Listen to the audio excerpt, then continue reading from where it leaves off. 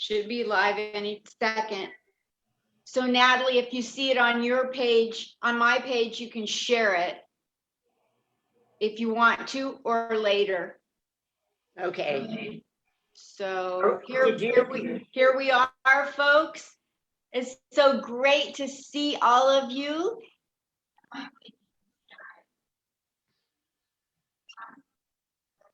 Oh, now I got an echo. Just a minute.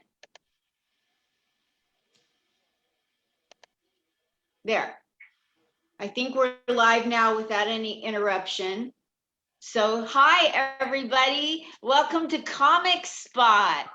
And to be brief, Comic Spot was created so that y'all could see and hear the lives off screen and on of legends and babies in the business, whatever. But today you have a couple legends from the East Coast with us here today. So I would like to get right into the introduction of my two guests. First, we have in the beautiful red toned hair over there and glasses, the amazing Natalie K. Levant. Hi, Natalie. A coat is many colors. Do you pronounce it Levant or Levant? Levant. Levant, good. Well, let me get into your intro and then we'll get to George.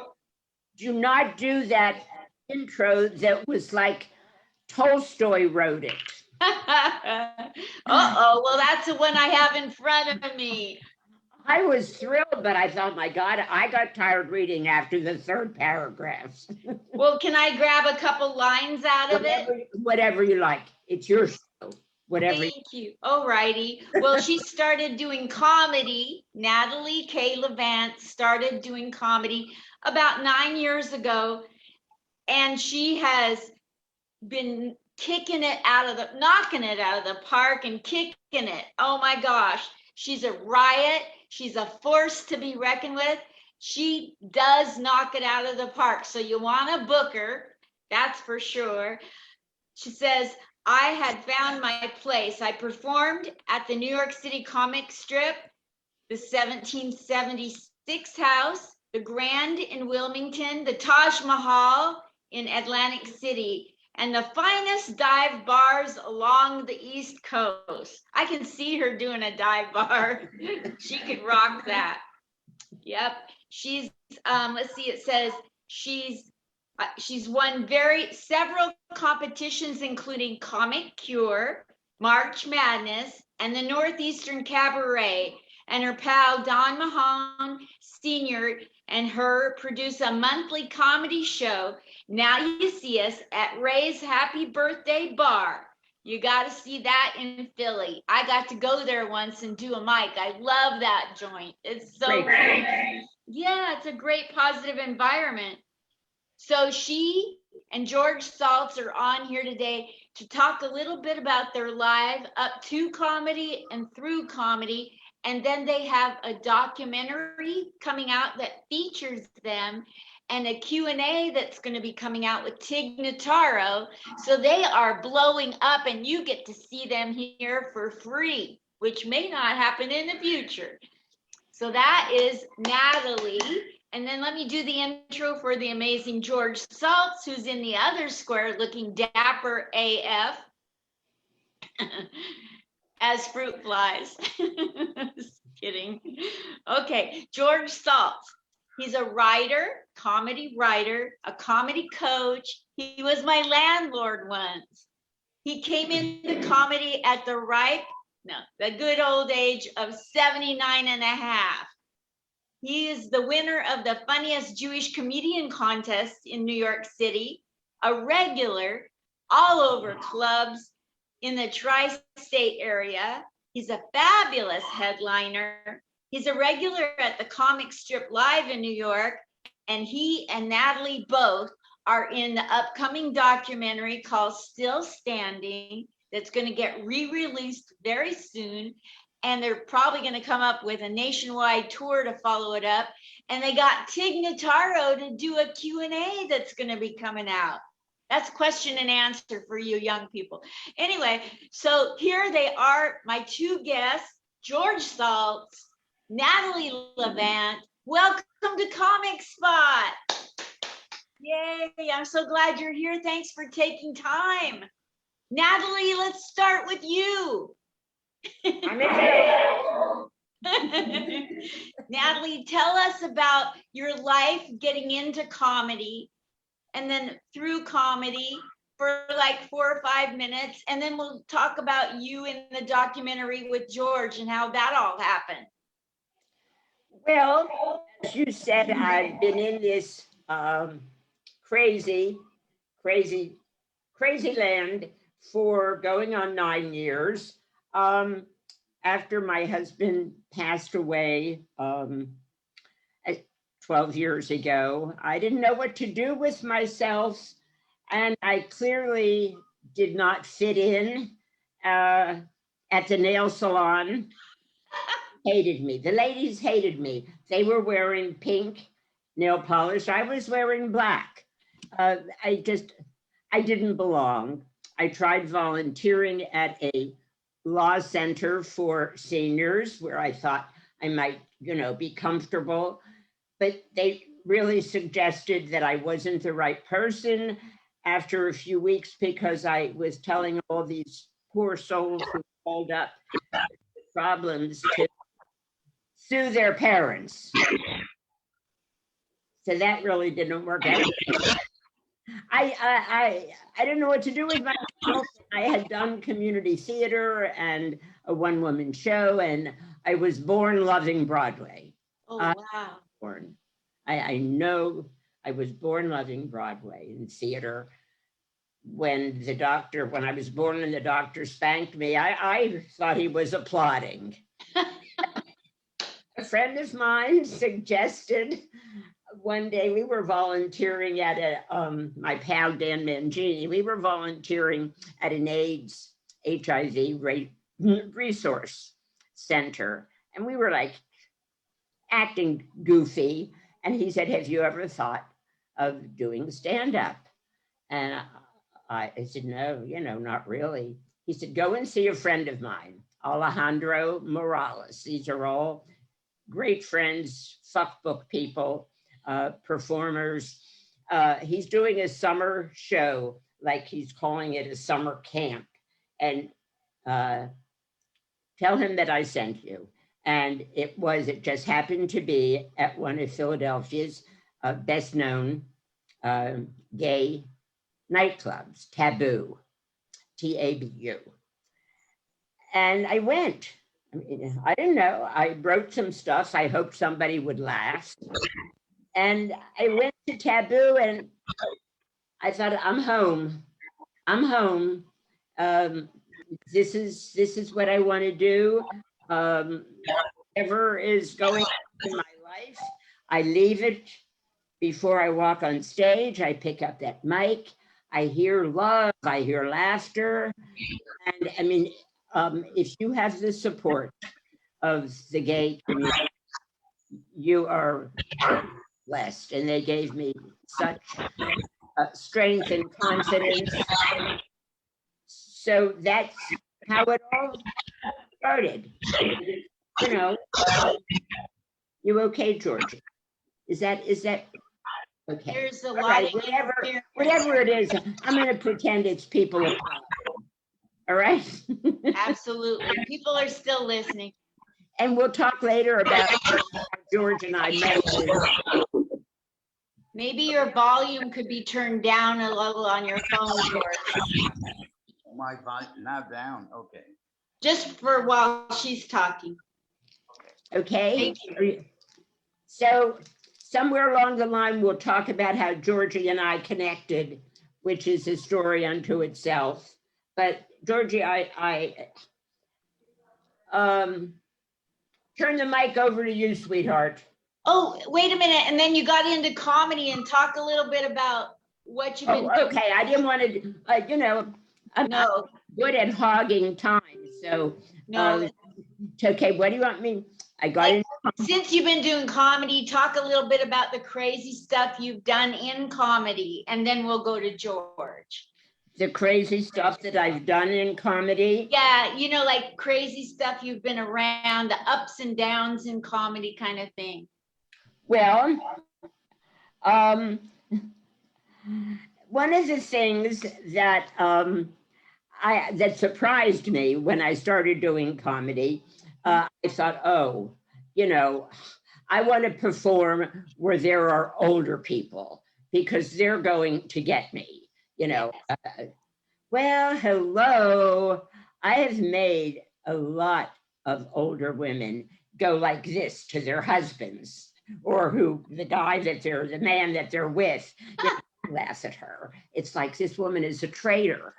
What the fuck is she talking about? You know, that she's maligning my green bean casserole. She's telling me I should be doing something other than babysitting my grandchildren.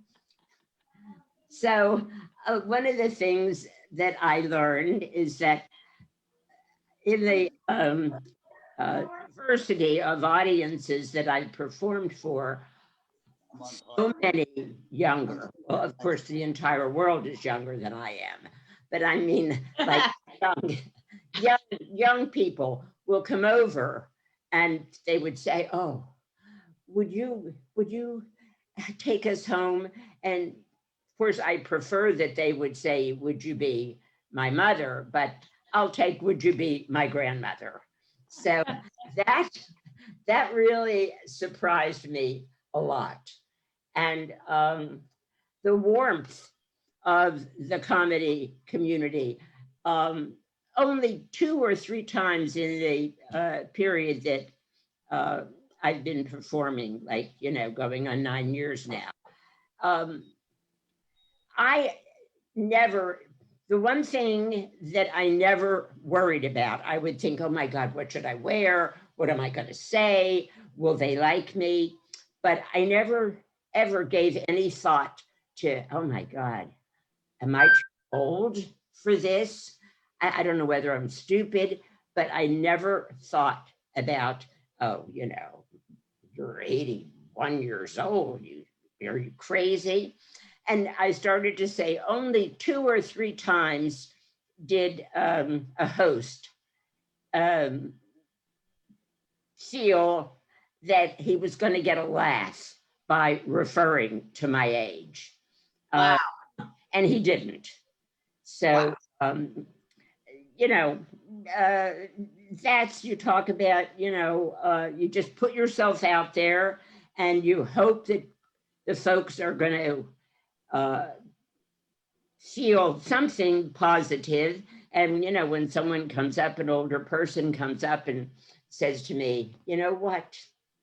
You know what? You're right. I'm not too old to take guitar lessons. Or, you know, somebody will come up and you know what, you know, fuck it all. I am going to spend my money. My grandkids, if they don't come to visit me after I tear up my will, that's their problem. So, you know, you never know. You just, you know, it beats the alternative. Yes. Mel Brooks says, if you get up in the morning and you look in the paper, your name's not in the obituaries, fix your breakfast and go out there and enjoy the day. And Yes. maybe in make somebody else's day a little more enjoyable. Absolutely. Now And you hang tight because now I'm gonna get George to bring us up to speed with him getting into comedy where he's at right now. And then I'm gonna throw the floor to the both of you to talk about your documentary and Q&A, okay? sounds like a And George is there. And George, tell everybody, you were on here just the other day, yesterday, I think. Tell everybody how you got into comedy again and how it's been going and what you're up to with your comedy at this time in your life. I was always hooked on comedy. I heard all the masters on radio, and I myself, was a tumbler just as a kid. And just, Can you talk louder, my dear, yeah, please? let me make it loud.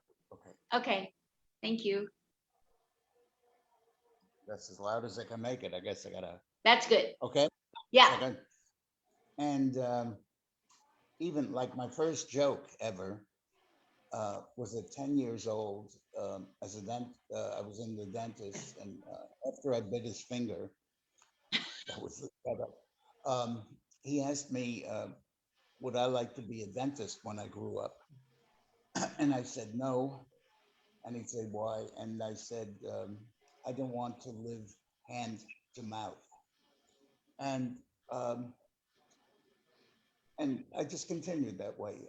I always had dreams that I would be a comic, and since I was the funniest comic my age, every year, still, so I was the funniest comic and all this until I met in person Woody Allen, and then I started questioning if I was number one or number two. And but it was always comedy, and so I would do a lot of Yiddish parodies, and let me see if I can clear that. Okay, I was doing a lot of English Yiddish comedies, parodies, and I built up, and I did some imitations at that time. That was very big, and You I did. got to talk loud. I'm sorry. You got to talk louder. My ears are straining to hear, and it's so important. Just belt it out, George. And I did impressions, the usual James Cagney and all that crap, and I had a few jokes, and I did some of it in high school, and one of the guys in the band had a summer gig, and he asked if I wanted to go along as a comic, as a tumbler, whatever they called it, and I said yes, and I went, and I had stage fright, and I got fired, and I said I'll be back at 18, and I kept that word, but it was 62 years later. At 80, I got back on the stand again, and I took a comedy course with Dave LaBarca, which was most valuable. His whole emphasis was on shortening the joke, getting out the unnecessary words, because the audience is, they're very inattentive. They're here and now, and they want things quickly. And he was a master at that. And I picked it up, and now I do it automatically without thinking. Just cut to the chase. And it's just occurred to me when I go to the bank, I do the same thing. I cut to the chase. Anyway, um, so uh, I took the comedy course, and they have graduation night where all the people perform, and they're supposed to bring in people, which is known as bringers. And and I was worried because I said, I'm okay until I perform before strangers. And will I get stage fright again, even though it was all those years afterwards? So I brought 81 of my friends, Wow. one for each year, I guess, almost. And I rocked. It was really, I was supposed to be on for 8 minutes. Dave gave me extra minutes because I brought all those people, which meant extra money, for management and for Dave, like the drinks and all that. But the 8 minutes that I talked took 14 minutes because of the applause and and all of that. So I didn't know I was on that long. Then when I went off, they told me it was 14 minutes, but it was worth it, and so on. And from then on, there was no looking back. I was just hooked.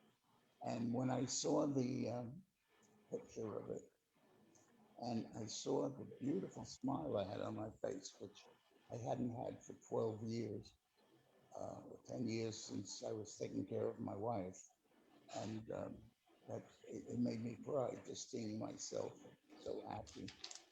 And from then on, it's been just fantastic. In 7 years, um, I've done a lot, and just as happy as can be. So I think the two of you have the most interesting life history and the trajectory of your comedy career and how important your comedy is on the East Coast. It's like there people love to go to your shows. You fill up rooms, both of you, and you're the talk of the town, the toast of the town everywhere you go. And And they even though they're hearing essentially the same material, but they keep on coming back. And yes, yeah, that means like that you have a real following, a cult following status. When they like to hear the same jokes and they don't mind, they probably be upset if you didn't tell one of your jokes. what? Some of the jokes. What? I'd like to throw what, Okay. George? Yeah, I'll tell you a story. There's one person, a doctor, who I knew, and well, I knew him first in Brooklyn, so we've been friends and everything. And when he sees it, he's disappointed now that it's the same jokes. And so I just got through, rocking an audience. I think it was at it doesn't matter. Um, um, anyway, and but it was dynamite. And I, I I asked him, well, what do you think? He says, uh, you use the same jokes. And I said, you write the same prescription. That's true. If you were a singer, you can get different songs, or if you could afford Joan Rivers to have, 1,000 gag writers who know how to talk in your style. But it's and it's such a short time now. Jerry Seinfeld said he changes 10% of his act every year. So in 10 years, roughly, he's got a new act. But he keeps the strong ones of the old act and does that. And that's the way I feel. I have changed things, but only if they're good enough to fit in with the other uh, strong jokes that I have. And, That's the way to do it. A lot of times, the young people that are young in comedy, they are so busy to come up with new material that they're not letting their jokes age properly and test them out. And they're tossing out good stuff that if you tested it and you perfected it, it would be great. And well, you tweak it and go ahead. Good enough. What, Natalie? Yeah, did you want to say something? Or that was you, Linda. Okay. Um, I don't want to make a generalization, but um, too many of them, if they have 5 minutes, they're anxious to get into most jokes they can in 5 minutes. And even in terms of going over the light, which is it's suicide. Uh, Owners will not hire you, or managers, if you go beyond the light, because everything is timed in the comedy club. They want a new set of people to come in. They sell more drinks and so on. And it's just not professional to do it. But the young comic feels, I told 7 jokes, let me squeeze in this eighth one and all of that. And if they like you, they'll like you at 7 jokes. And you could always tell the eighth one some other time. So they never did that. So you get a light, a red light, and it tells you have a minute more. And when you're planning, um, I usually for a 5 minute, I will, or I used to anyway, I would study for 4.5 minutes, and I would have a 1 minute in reserve, depending on how the timing goes. In other words, I'm planning for 4.5, but if it's an audience that laughs louder or their applause breaks, maybe at 4 minutes, they may give me the light at the beginning of that. So it's a matter of time, and you should know the time of each of your jokes. You should have that. You should. Yes, and I know that you're a master at timing things out, and you're a master at timing the perfect time to drop the punchline and the pauses. You're a master of delivery and writing. You have it all. You're just from the time you Yeah, a know, lot like, of it, I think it was to radio because you would hear Jack Benny or Fred Allen or any one of them. They would tell a joke, or Bob Hope would tell a joke. You would hear the audience laugh, sometimes roar, and when they stopped, you do another one. Now the young comics are so anxious to get all their minutes in, they step over their own laughs, and they just don't let it breathe and let it go. And so for me, it was a simple thing. I was able to do that, just as I started. And so it's timing in that sense, and timing in the sense of, where the place is and everything. But you get that more with experience. So well, what I'd like to I'm sorry to interrupt. What were you saying? I thought I'm not hearing real good, so I didn't. if I can push my face up here, I could talk louder. That would be great. And we can see your nostril hair. Timing is Oh, on stage. Timing yeah, is what it's all about. Okay, Yes. George, not that close. Yes. I would like the two of you to talk about how this documentary called Still Standing happened. And you two can take turns talking. Okay. Whoever wants to start, just start into how did it come about? What's going on with it? When is it going to come out? Anything you want to, and the Q&A, cover the Q&A too. Can I just say that it's one of those meant to be happenings that kismet, right, George? Georgie and I, Georgie, I'm in Philadelphia. Georgie was at that time, I guess, New York suburb or whatever. We were not in the same city. We had never met. We were fuckbook friends. And we became really, not imaginary fuckbook friends. We liked each other. We liked talking with each other. And shared, of course, the love of comedy and, the history of comedy. And one evening I was talking to Georgie on the phone, and my pal and co-producer of the comedy show that you referred to that we do at Ray's we were going to a show. He came in and I was on the phone with Georgie. And Dan was waiting for me, and he heard me say, "Oh, Georgie," except I don't think I called you Georgie then. We weren't as intimate as we are now because we had never met. But I said, I would love to come to your show, your birthday show, your 84th birthday show at the comic strip, Gladys Simon's world-renowned comic strip in New York City. I said, but Georgie, I can't. Maybe some other year, and I wish you the best, but I can't. I'm in Phil. And Dan was standing next to me, and he said, where can't you go? Oh, I said, it's my friend George Saltz, and he wants me to perform at his 84th birthday party in New York City. Dan said, I'll take you. I mean, everybody should have such a friend. Wow.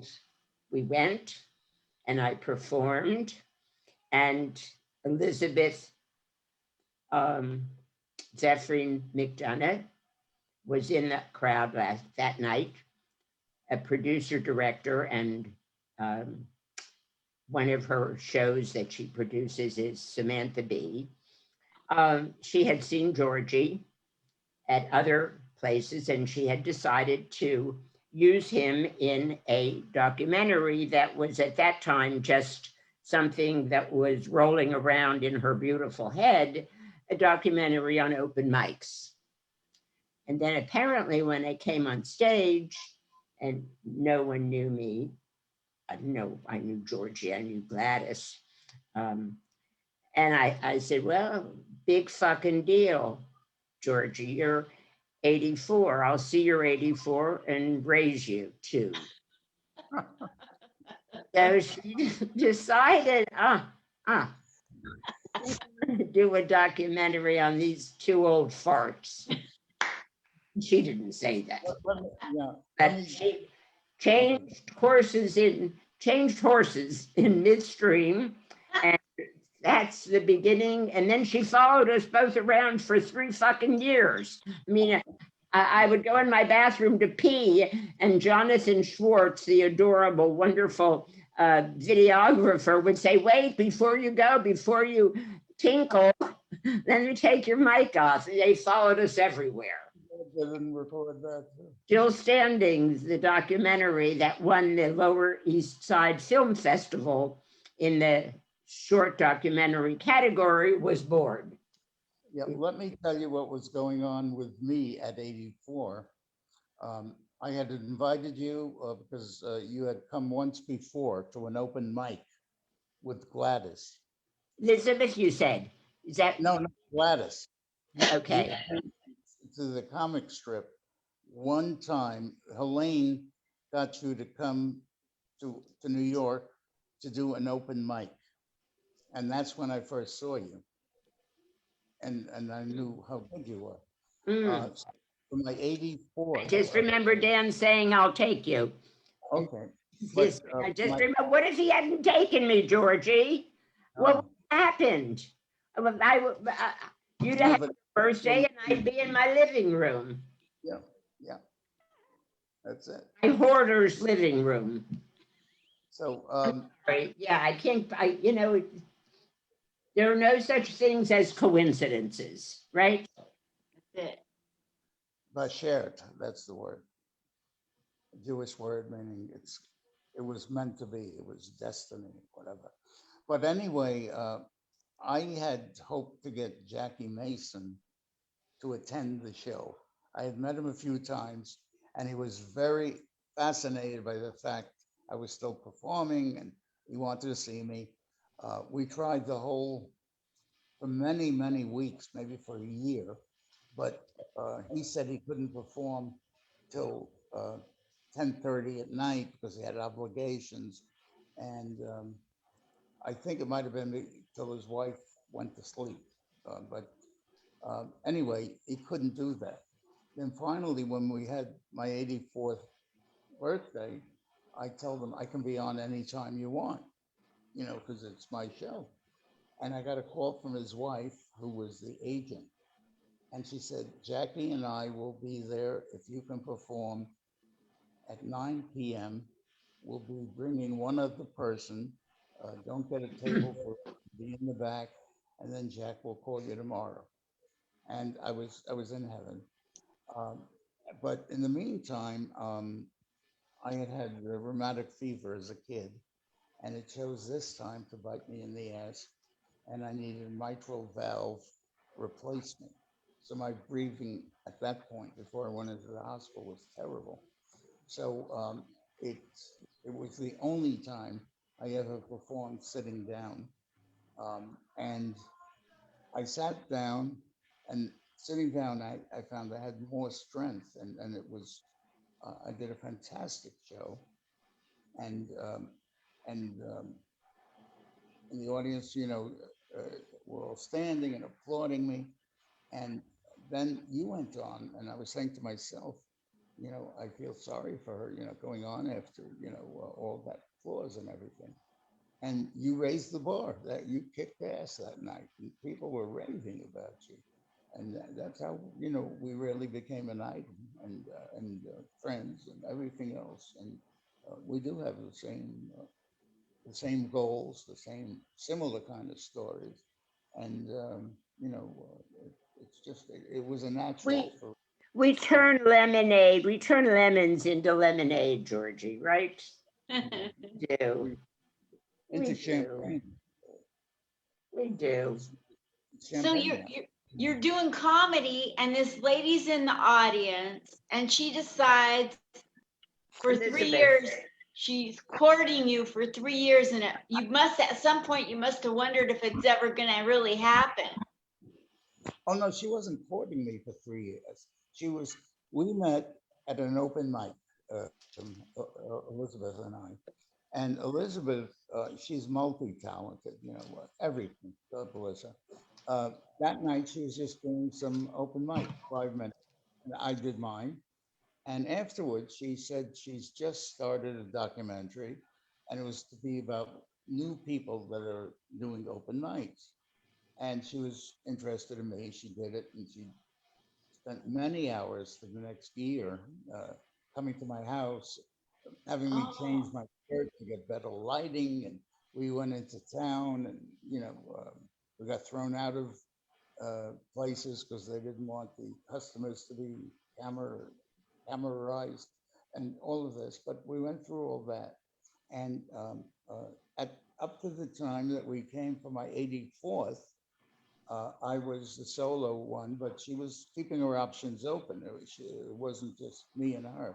And then she found another star on that time, and she gave she gave her the same kind of treatment as she gave me. And in fact, there was another older comic that was with us, and that was 80, and she was very funny, and she filmed a little bit of hers, and then she got ill, so she couldn't be in this one. And I'm trying to think what her name is. She was very funny, and I'm hoping that if she does any follow-ups, she'll think of her. We didn't think it was ever going to happen, though, Georgie. We just no, we were just. She wouldn't tell us the name of the thing. We found out the name of the show when you did. That's when we found out. But do you know what turned out? What for me turned out to be a real, just made my head just I couldn't absorb it all. It really wasn't, or isn't, I should say, a funny documentary. No. There are funny moments in it. I thought she was doing a documentary about, the two of us and how we've, started late, and how gratifying it is for us to be able to do it, and how grateful we are. And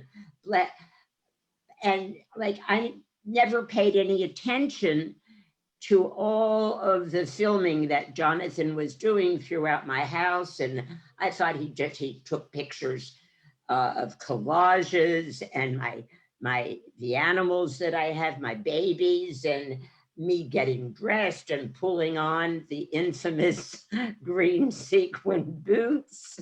I paid no attention. I mean, I just thought, I guess he likes to play with his camera. Out comes this documentary with, a lot of people besides me teared up at what she created, and George's story, and my, I hate the word estrangement, but whatever the fuck it is, that my 3 sons and I do not have a relationship at the present time. Yes. And all of the things that create a happy, sad, happy life were in that, but it's not like it's not side splitting. I'll put it that way. And that, I remember watching it at the festival. I don't know how it affected you, because Georgie and I hadn't seen it until it was screened for the festival. And Dan Mahan was sitting next to me, and I kept like tearing up and grabbing his knee. And I thought, what the hell's going on here? I mean, I'm talking about Christmas is past and, you know, and then when I watched it each time at home after that, you know, and Georgie's story, which is like just, I mean, his courage, his outlook, you know, his journey with his wife and his own. I mean, it's just like I said, this is not the comedy of the year. No. So there's a lot in there, and a lot of people really felt it. They felt it was. When They there, were like felt empowered. That's I sound like our journey was just they could relate. You know, it's just, you know, it's life. Georgie, are you gargling? gargle, Are you gargling? You don't have bad breath. It's okay. And anyway, it's Sue. at the festival, when we were sitting waiting for the movie to come, somebody, oh, I just saw it, and Seen it already at some private, yes. he said, I was crying so hard. Yeah. I was crying. It's supposed to be funny, you know. Yeah, you No, must have thought, what are they crying at? and yeah, and there was laughing and crying, and especially with the Q&A, and it was just the Q&A was supposed to be. For those of you a little bit younger, it's not TNA, it's Q&A. And Georgie, everybody watching this is younger. Everybody is younger. Everybody in the world is younger. so anyway, she did such a marvelous Q&A. We were supposed to do 20 minutes. We did 50, and people could have taken another, and me too, and Natalie too. Pig was the perfect. Pig was so wonderful. I love it. So, you know, I'm telling, I pick up people to watch. It's every time I take an Uber, I tell them about it, and they're going to come to the show. I keep picking up people that are so excited about it. And interesting, years ago, I was going into sales management because I thought, you know, while listening to, you know, jokes, all that. But I found out I was basically very shy, and it was not for me. I just could not, you know, raise my voice and do it. I once was selling drinks in a summer theater, and Mae West was on the show. I think she I won. can't hear you.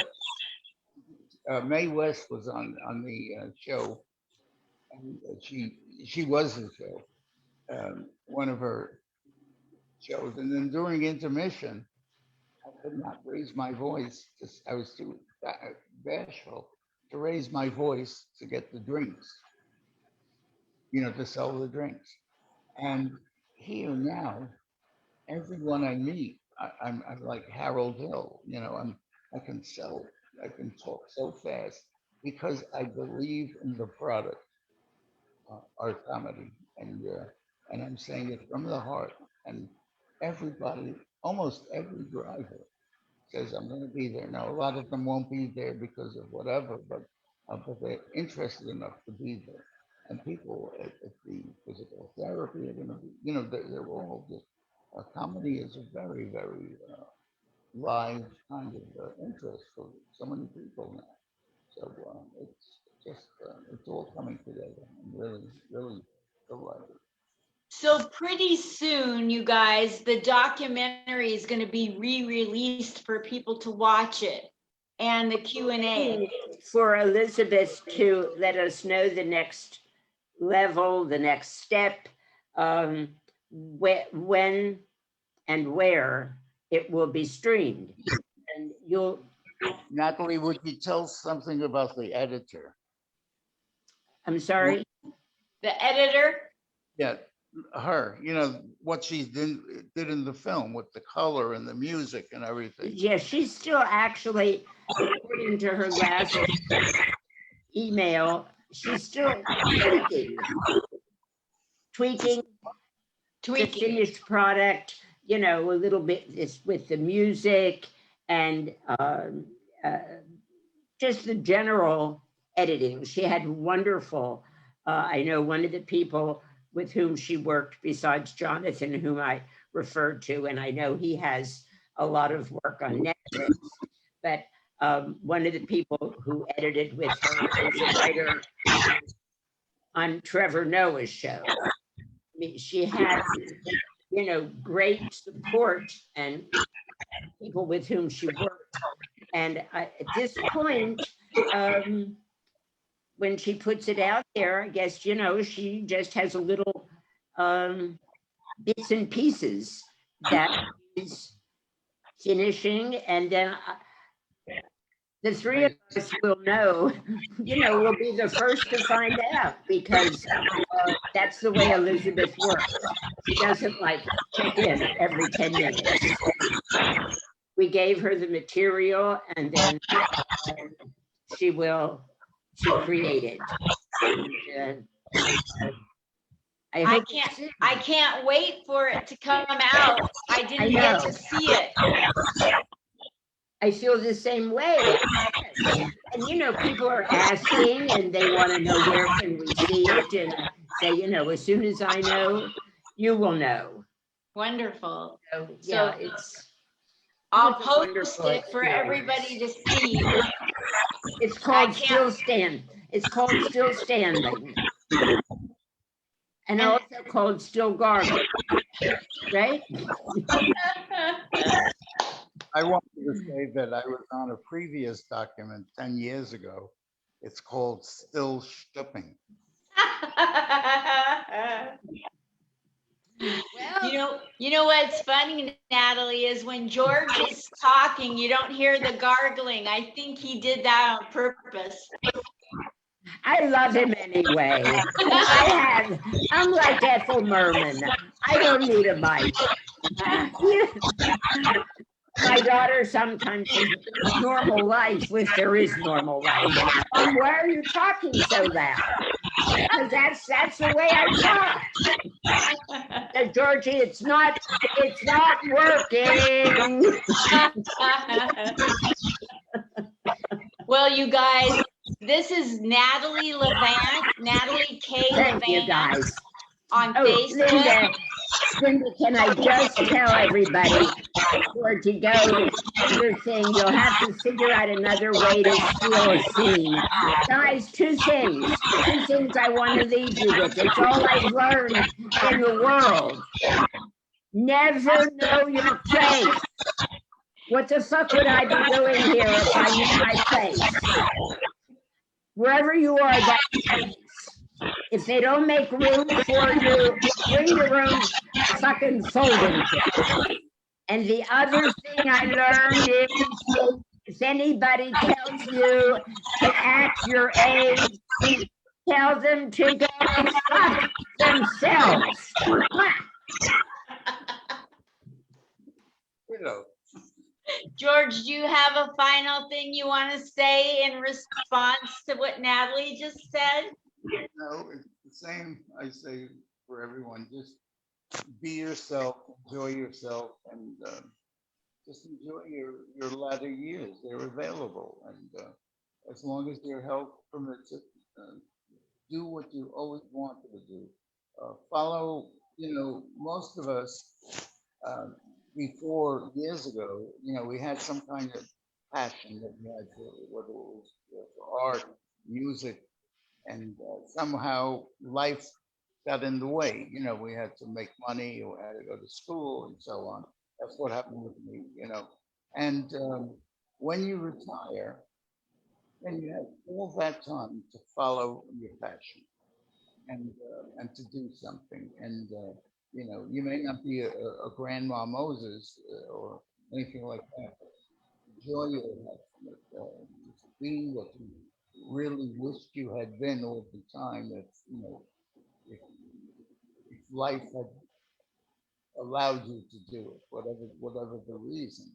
You know, most of us had to go to school, or we had to work to support the families and so on.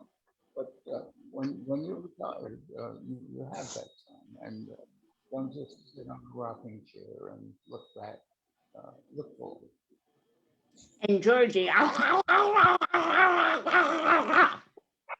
that what it's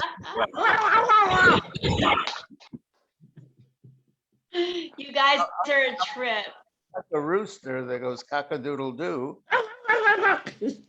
and then there are ladies that say any cockle-doo.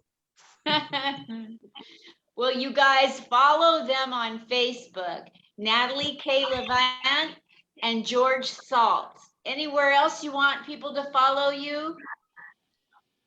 I'm on Twitter. I never look at myself. I never go on there.